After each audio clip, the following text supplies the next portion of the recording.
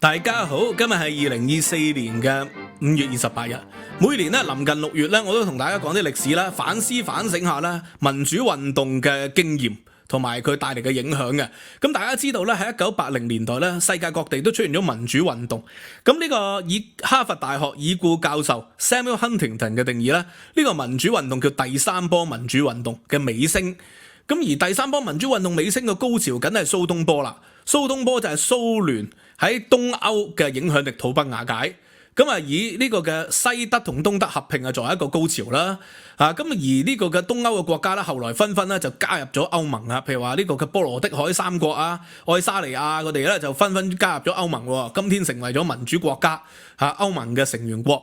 咁而喺亞洲咧，菲律賓、韓國、香港、台灣都出現咗民主浪潮咯，咁啊韓國同埋台灣就民主成功咗嘅，菲律賓咧到而家咧仍然都有所謂嘅金權政治啊、貪污腐敗啊，佢民主係咪完全成功咧都好難講。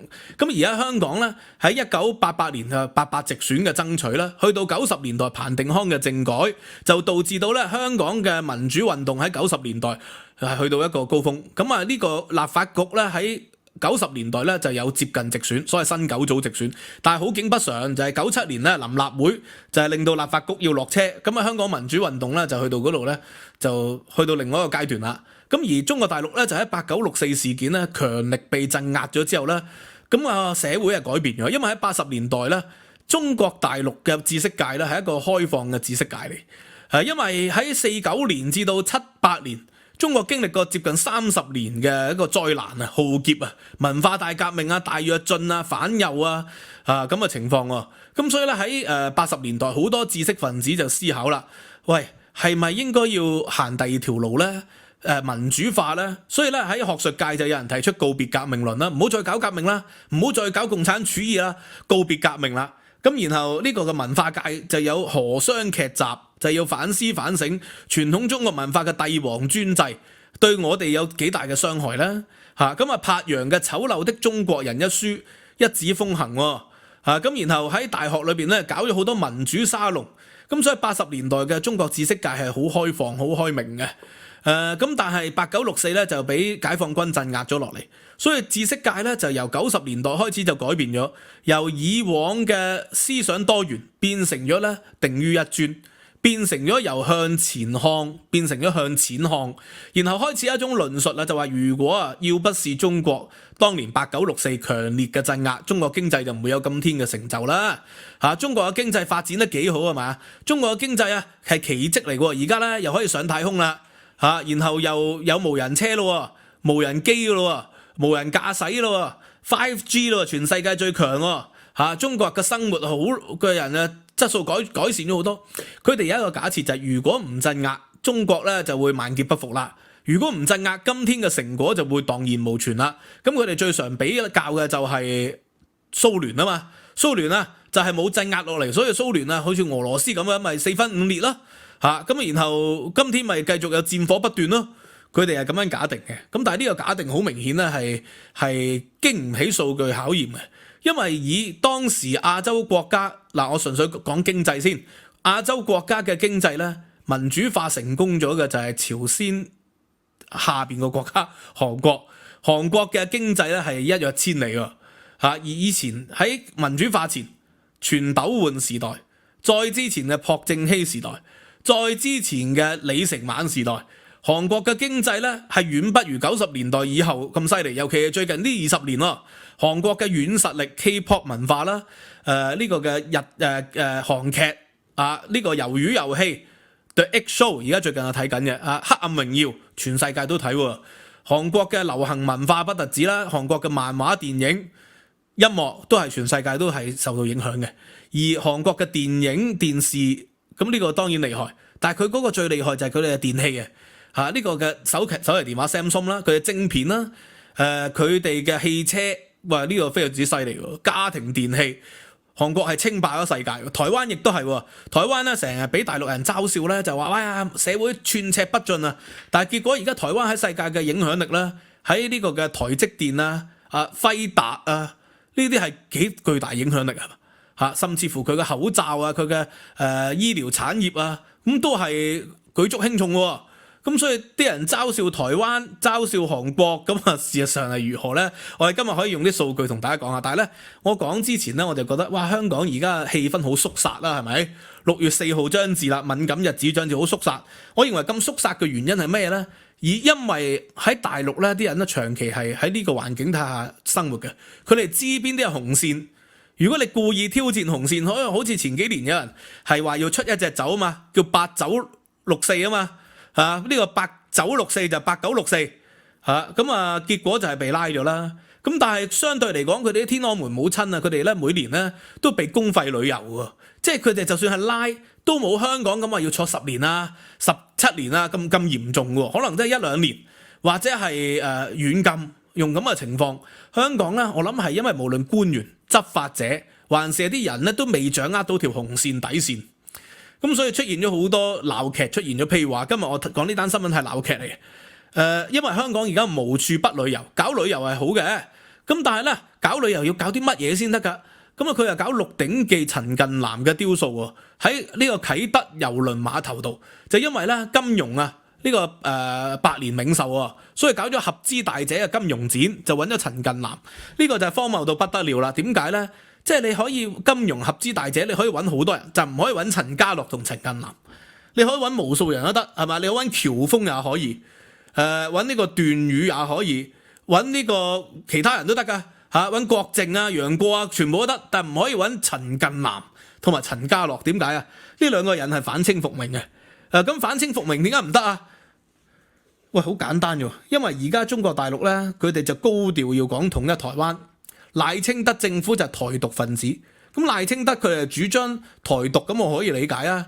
但係咧，主張中華民國在台灣嘅咧，都會被視為台獨喎。即係嗰啲國民黨嘅深藍啊，即係好似馮瑞凡佢哋嗰啲咧，都會被視為係台獨喎。點解啊？因為你係支持緊兩個中國，無論係一中一台還是兩個中國，都係台獨。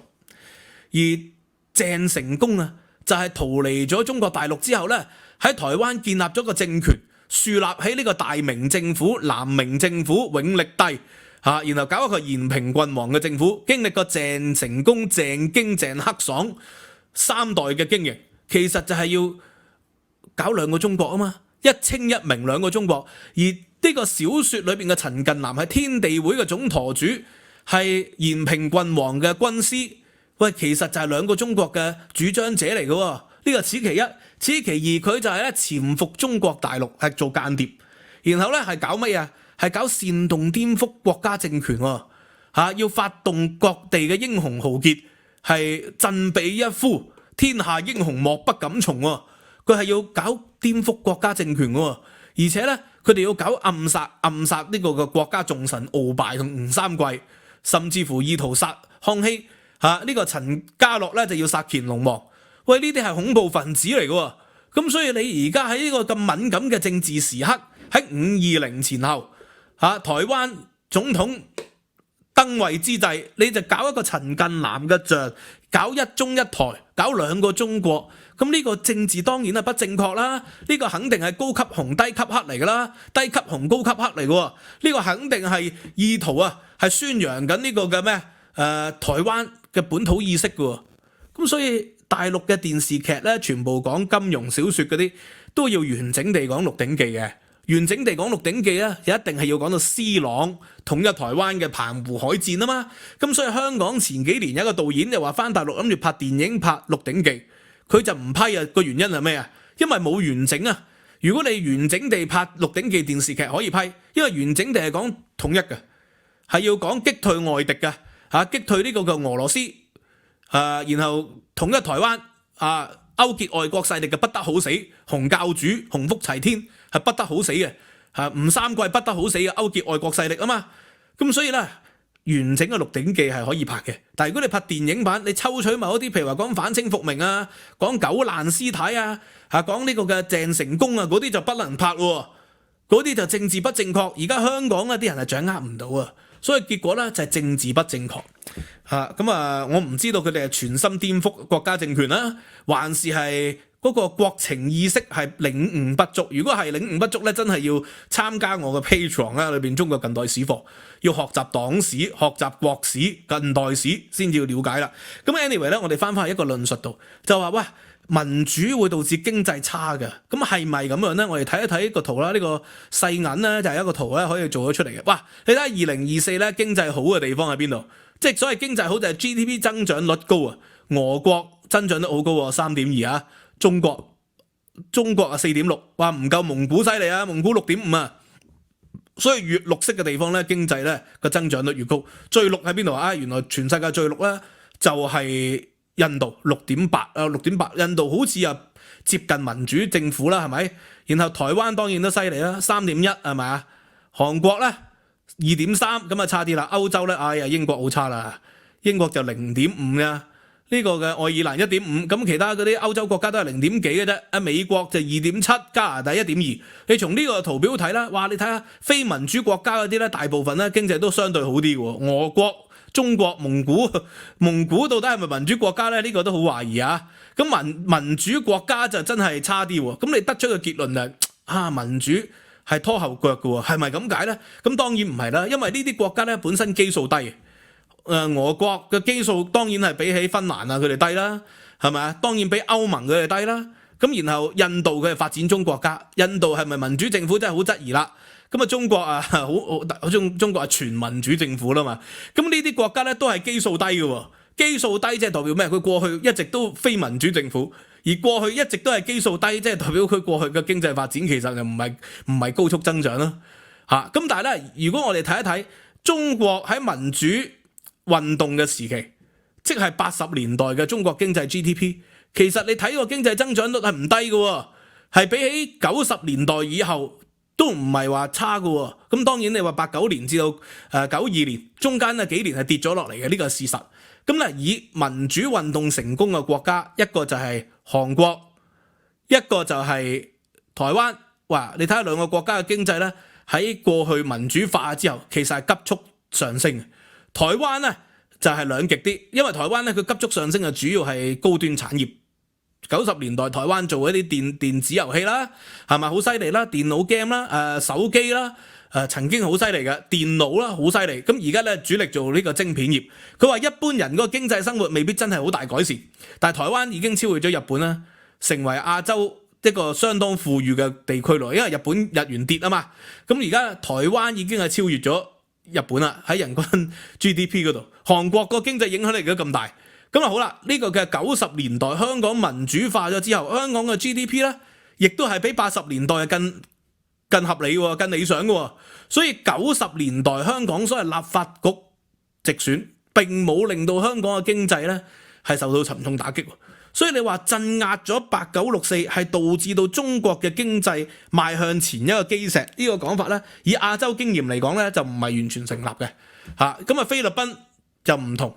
咁我頭先舉嗰幾個例子咧，就係香港、韓國同埋台灣都係叫做儒家文化圈啊嘛，華人文化圈嘅影響力啊嘛，咁所以就係咁。咁你話相對喺歐洲國家蘇聯解體咗之後，佢哋大部分咧都加入咗歐盟啦，加入咗歐盟以後嘅國家嘅經濟發展咧都係一日千里喎。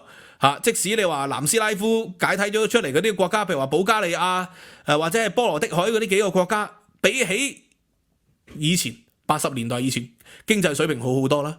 你話比起而家嘅其他發達國家就未必好厲害，愛沙尼亞就好啲嘅。咁但係你話其他嗰啲匈牙利嗰啲未必好好，但係你話匈牙利比起80年代嘅匈牙利都係好好多。而家嘅捷克比起80年代以前嘅捷克，咁梗係好好多啦，係咪？更加唔好講呢個兩德合併咯。咁你係差嘅係咩咧？差嘅其實係蘇聯啫嘛，蘇聯解體出嚟就係俄羅斯啫嘛，差嘅就係咁。咁因為佢係4分5裂，但係如果純粹講俄國嘅人民嘅生活，喺解體咗之後，俄國嘅人民生活咧，直至到今天都肯定係比蘇聯時代俄國人民生活好好多。嗰個年代仲要有呢個嘅集體農場嘅年代，選擇自由嘅工作都困難，所以中國經濟今天嘅奇蹟唔係因為鎮壓落嚟，係因為堅持改革開放。越南又係，越南如果佢唔係堅持改革開放，咁仲係北越時代嘅越南嚟喎。就係因為佢堅持改革開放，而改革開放嘅核心係咩？就係要自由化咯。佢只係唔急速自由化啫嘛，佢仍然係行緊自由化嘅喎。咁所以如果一旦有一日中國係唔堅持改革開放嘅，唔堅持自由化嘅，要收緊翻自由嘅，咁中國經濟嗰個基本定調、個基本因素咪冇咗咯？呢個咁簡單嘅道理都唔明白咩？所以再話8、9、6、4鎮壓係會令到中國經濟好嘅呢個講法咧係唔成立嘅。